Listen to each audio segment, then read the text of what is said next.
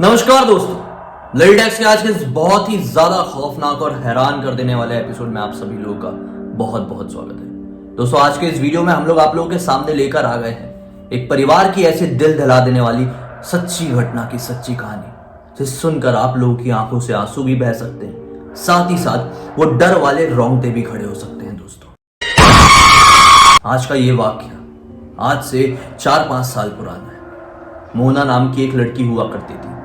उसके परिवार में उसके माता पिता और एक भाई थे। इनका परिवार की जो जिंदगी थी बहुत अच्छे से कट रही थी, किसी तरह की कोई परेशानी नहीं थी। सब अपने अपने काम में अपनी तरह से व्यस्त थे। मोना की उम्र तकरीबन 17 साल की थी और ये 11th या 12th में पढ़ती थी। पढ़ाई करते करते इसको अपने ही एक क्लासमेट से बहुत ज्यादा प्यार हो जाता है। इतना ज्यादा प्यार कि एक दिन भी उससे बात नहीं करती थी तो इसे रहा नहीं जाता था।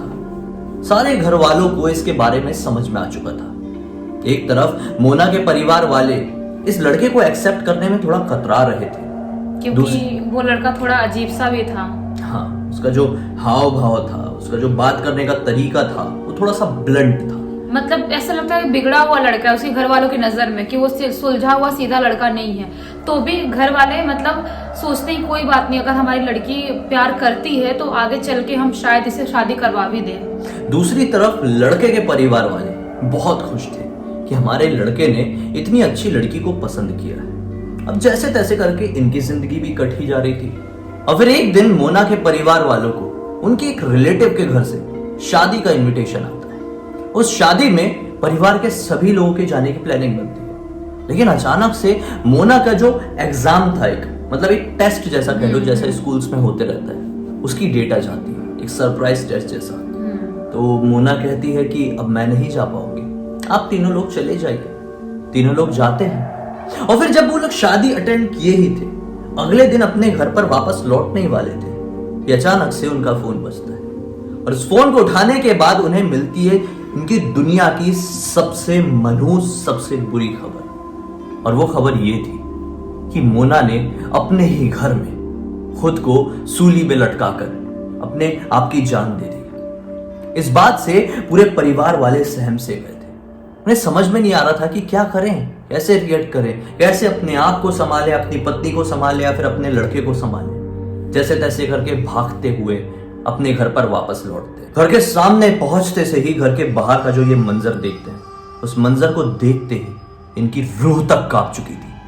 दरअसल घर के बाहर बहुत सारे पुलिस वाले, लगभग पूरे मोहल्ले वाले एक साथ इकट्ठे खड़े थे, भीड़ लगाए हुए थे, जानना चाह रहे थे कि अंदर उस बच्ची का क्या हाल हुआ है, क्या हश्र उसने अपने आप के साथ की है। जैसे तैसे करके अपने लड़खड़ाए हुए कदमों को संभालते हुए तीनों अंदर की तरफ बढ़ते हैं।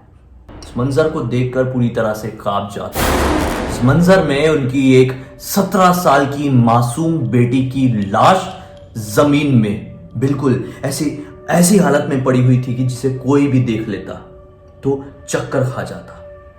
जैसे तैसे करके अपने आप को संभालते हैं। बेटी का अंतिम संस्कार होता है और फिर अंतिम संस्कार होने के एग्जैक्टली 13वें दिन में बाप को सपना आता है।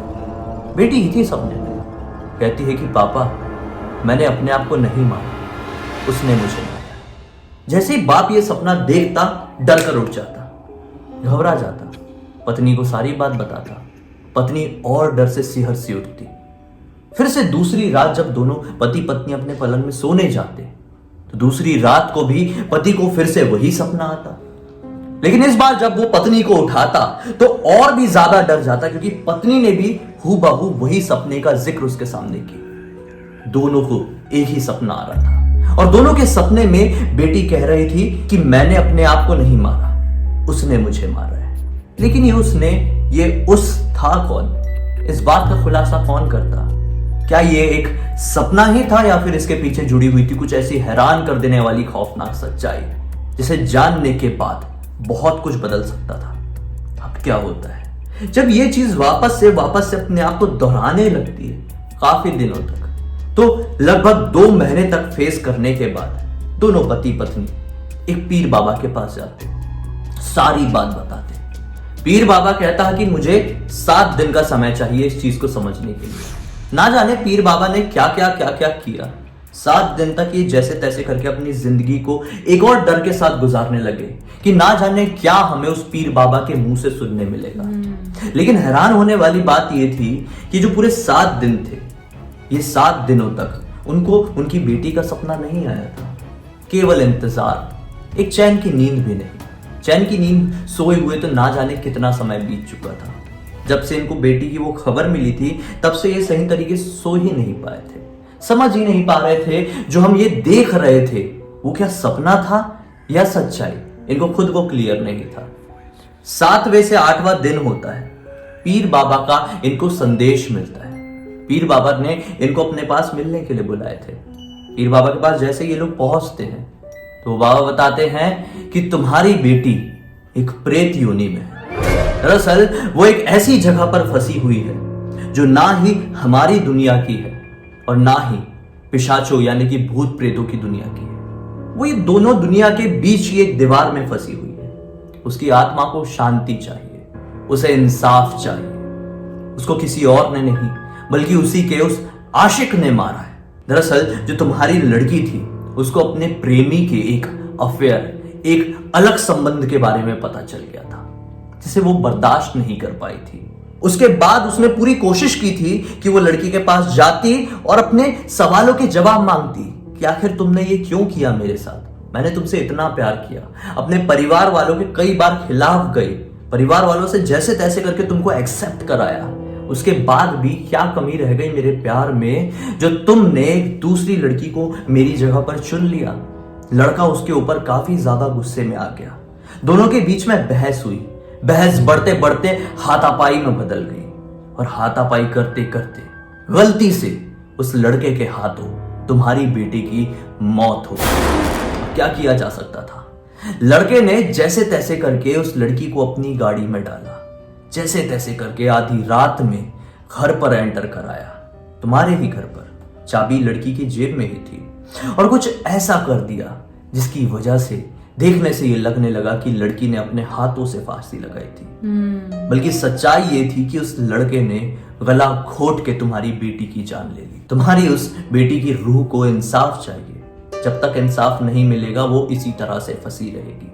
माँ बाप पुलिस वालों के पास रिपोर्ट लिखवाते हैं, लेकिन पुलिस वालों को चाहिए था सबूत। कानून को चाहिए होता है सबूत। सबूत तो नहीं मिल पाया, लेकिन उसकी बेटी की रूह को शायद इस बात की शांति मिल गई, शायद इस बात की संतुष्टि मिल गई कि सच्चाई आखिर मेरे माँ बाप को पता चल गई कि मैं एक बुज़दिल नहीं हूं, मैं कोई बुरी लड़की नहीं हूं। बुरा था वो जिसे मैंने चुना था। फिर उसके बाद से बेटी ने अपने माँ बाप के सपनों में आना बंद कर दिया। लेकिन आज भी जब 4-5 साल बीत चुके हैं तब भी माँ बाप को कई बार ये महसूस होता है कि हम अकेले नहीं हैं। कई बार उन्हें ऐसा लगता है कि जब हम खाने के टेबल में बैठकर खाना खा रहे हैं तो हमारी बेटी भी हमारे साथ बैठी हुई है। कई बार जब वो सोने जाते हैं तो उन्हें ऐसा लगता है कि बेटी अभी दरवाजा खोलकर आएगी और आखिरी गुड नाइट कह के वापस सोने जाएगी। शायद आज भी उनकी बेटी की आत्मा उनके आसपास ही रहती है, तभी वो उनको अपना प्रेजेंस फील करवाती है। शायद हो सकता है कि उसको वो लोग नहीं देख पाते हैं, बट वो उन लोगों को देख पाती है और उनके साथ टाइम स्पेंड कर रही है, उनके साथ रह रही है। उम्मीद करते हैं दोस्तों आपको आज की ये बताई हुई कहानी अच्छी लगी होगी। अच्छी लगी है तो इस वीडियो को लाइक जरूर कर देना, चैनल को सब्सक्राइब करके बेल आइकन को दबा के ऑल के ऑप्शन में क्लिक करना, क्योंकि इसी तरह के हैरान कर देने वाले खौफनाक वीडियोस आप लोगों के सामने रेगुलरली लेके आते रहते हैं। इन सब की लिंक इस वीडियो के डिस्क्रिप्शन बॉक्स में मिल जाएगी, क्लिक करके डायरेक्टली वहां पर पहुंच जाइएगा। आज की पूरी ये कहानी राजदीप गोस्वामी ने हमें इंस्टाग्राम में लिख भेजा था। अगर आप लोगों के पास भी कुछ इसी तरह की कहानी है तो लिख भेजिए, हो सकता है अगले वीडियो में आपकी कहानी हम इसी तरह से सुना रहे हों। चलिए कल फिर से मिलते हैं, तब तक के लिए बहुत बहुत धन्यवाद। आपका दिन शुभ हो।